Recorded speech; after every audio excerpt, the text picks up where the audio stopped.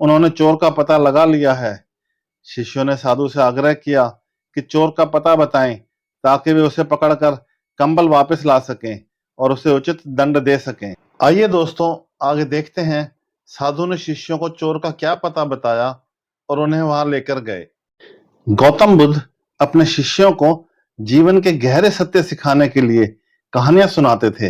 एक बार उन्होंने अपने शिष्यों को यह समझाने के लिए एक कथा सुनाई कि भले ही हमारे रास्ते अलग अलग हों, लेकिन मंजिल एक ही होती है।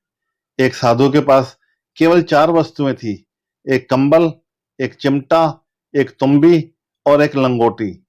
इनमें सबसे मूल्यवान कंबल था, जिसे उन्हें एक भक्त ने भेंट किया था।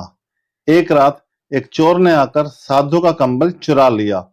अगले दिन जब शिष्य आश्रम में एकत्र हुए तो उन्होंने साधु को चिंतित और उदास देखा।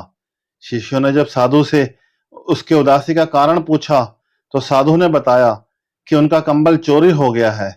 शिष्यों ने तुरंत नया कंबल ला देने का प्रस्ताव रखा, लेकिन साधु ने इसे ठुकरा दिया।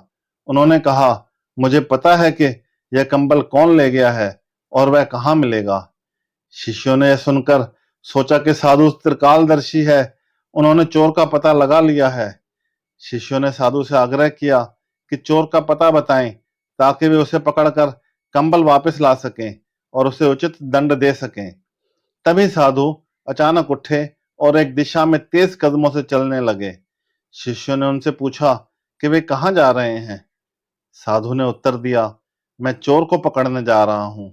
शिष्यों ने पूछा, क्या आपको उसका पता मालूम है?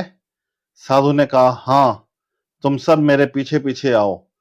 साधु अपने शिष्यों के साथ चलते चलते एक शमशान घाट पर पहुंच गए। वहां पहुंचकर वे धूनी रमाकर बैठ गए।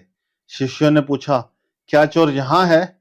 साधु ने उत्तर दिया, एक न एक दिन वह यहाँ अवश्य आएगा। साधु ने कहा, सारी दुनिया यहाँ आती है, यह सबकी अंतिम मंजिल है। उनकी भी जिनके पास कंबल है और जिनके पास कंबल नहीं है, उनकी भी जिनका कंबल चोरी हो गया है और उसकी भी जिसने कंबल चुराया है। साधु की बातें सुनकर शिष्य अचंभित रह गए।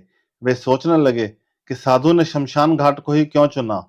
साधु ने अपनी बात को और स्पष्ट करते हुए कहा, जीवन में हम सभी के रास्ते अलग अलग होते हैं।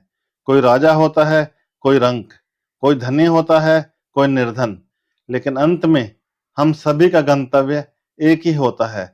यह जीवन की सच्चाई है जिसे हम नजरअंदाज नहीं कर सकते।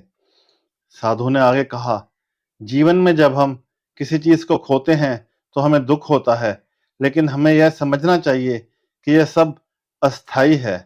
कंबल हो या कोई अन्य वस्तु, यह सब हमें छोड़कर जाना है। जो चीजें हमें आज मूल्यवान लगती हैं वे कल खो जाएंगी। शिष्य अब सब भली प्रकार समझ चुके थे कि सभी का अंतिम गंतव्य एक ही होता है, चाहे उनका जीवन कैसा भी हो।